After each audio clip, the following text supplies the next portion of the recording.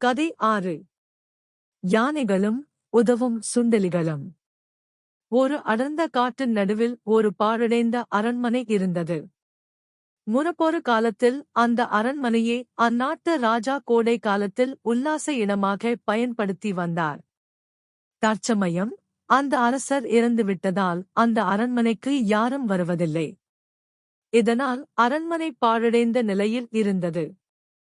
நாளடைவில் அந்த ஒதுக்கப்பட்ட அரண்மனை சுண்டெலிகளின் தங்குமிடம் ஆகிவிட்டது. ஒரு சமயம் அந்த காட்டிலுள்ள யானைகள் கூட்டம் கூட்டமாக அந்த வழியாக கடந்து சென்றன.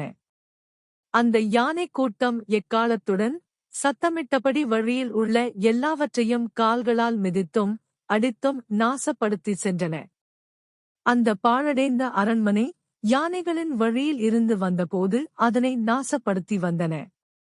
இதனைப் பார்த்த அந்த அரண்மனையில் வசித்து வந்த சுண்டெலிகளின் தலைவன் அந்த யானை கூட்டத்தன் தலைவனிடம் சென்று, பலம் வாய்ந்த வல்லமையுடைய யானையே, நானும் மற்ற சுண்டெலிகளும் இந்த பாழடைந்த அரண்மனையில் பல வம்சங்களாக வாழ்ந்து வருகிறோம் என மன்றாடி, உங்களுடைய வளமான கால்கள் இந்த அரண்மனையில் பதிந்தால் எங்களுடைய இனமும் அதனுடைய குழந்தைகளும் மற்றும் அனைவரும் வீடு அற்றவர்கள் ஆகிவிடுவோம்.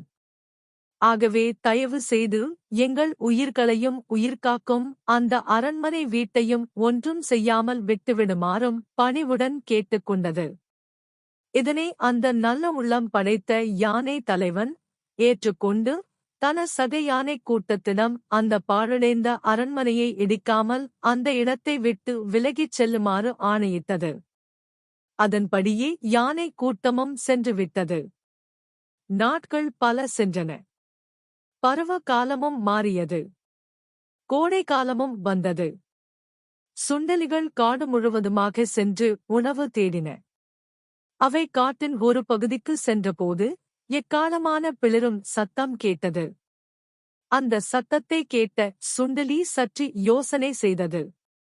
இந்த பிளிரும் சத்தம் யானைகளின் சத்தம் அல்லவா என நினைத்து அந்த யானை கூட்டம்தான் ஒருமுறை தாம் வசிக்கும் அரண்மனையையும் தங்களது உயிரையும் காப்பாற்றியது.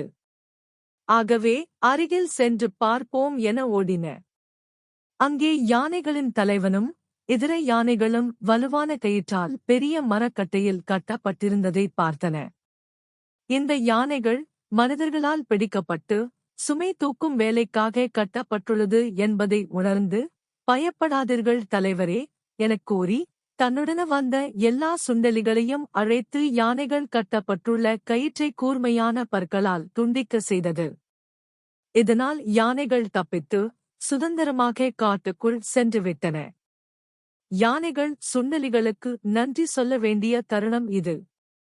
முற்பகல் செய்யின் பிற்பகல் விளையும்.